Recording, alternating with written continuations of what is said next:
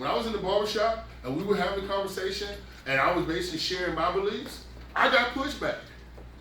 Be prepared. When you share your faith, when you share your beliefs, when you share your spirituality, be prepared. Everybody don't believe what you believe. Right. And there are going to be people who challenge you.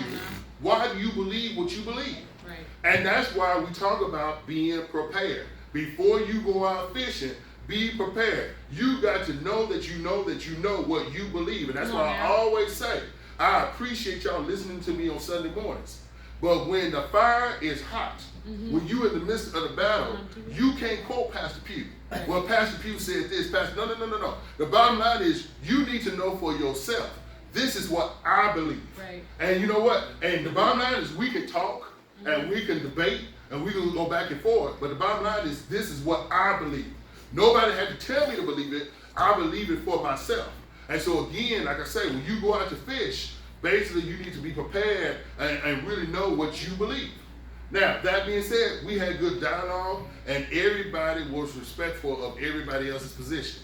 I was respectful, brother, that's your position. They were respectful of my position. But you know what? Here's what may have happened, and I don't know. We'll see later on. But that day of fishing might yield some additional conversations. And who knows? Someone in that group may say, you know what? Well, maybe, just maybe, let me check out this God again he was talking about. Right. Maybe, just maybe, let me check out this Jesus again he was talking about. Maybe, just maybe, let me learn more about this Holy Spirit that he's talking about. I don't know. But the bottom line is that day I was called into that barbershop and I was called to fish. I don't know where you're going to be the next time that you're going to be called upon to fish. But what I am encouraging you to do is to be prepared and be ready and understand that everybody doesn't necessarily believe what you believe. But here's the deal, and here's my closing thought. Unlike worldly fishermen who catches and kill, worldly fishermen, I can ask every fisherman in here, you got bad intentions for that fish. When you hook that fish and you able to reel that fish in and that fish is in your boat, you ain't out there fishing because you trying to get a pet.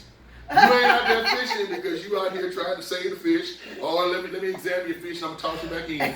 If you catch a nice sized fish, and if it's something that is not prohibited by the game warden, because usually they'll tell you what limits. So let's just say as long as that fish is over the limit of what you can take out and keep, you don't have good intention for that fish. In fact, that fish, as soon as you can get it home along with your other catch, and you so fortunate, you gonna skin it up, you gonna chop off that head, and you gonna do whatever you gonna do with that fish. Now that's what a worldly fisherman does. That's what a worldly fisherman does. And Sister Allison making faces, what do you think they do with fish? No, she said she was going to eat the head. That's why I said go. She want to do what? I was going to leave the head. You going to leave the head? Makes the meat juicier. Makes the meat juicier? You know what? Everybody has their own taste. So that, I'm going to leave it there. Everybody has their own taste. No, that might be true. I will never know. But that might be true. But unlike worldly fishermen who can, and see, understand this. People have what? People who are not Christians have what? A worldly perspective. So when you fish, I want you to think about it. You may be fishing from a spiritual sense, but if you try to catch somebody who's in the world, what's going to be their first thing? What's their first tendency, their first mindset is going to be what? You coming at me running game. Right. You coming at me for a wrong reason.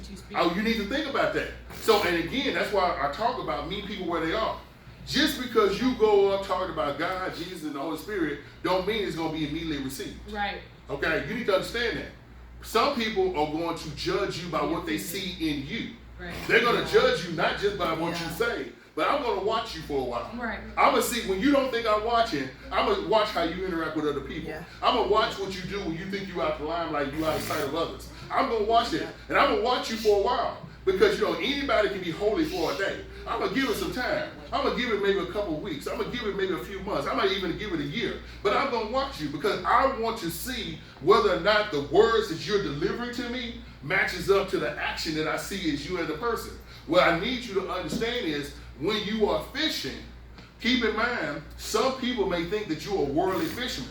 And they may fight and get away because they don't want to necessarily allow you to reel them in because they feel that you're only trying to reel them in to hurt them. Now, we got to be real about that conversation because some people have been, there are some people you're going to run across right now And this is sad, but it's true. There's some people who have been in the church and they're no longer in the church because it was the church who hurt them. Yeah. Okay? So you got to understand that. Right.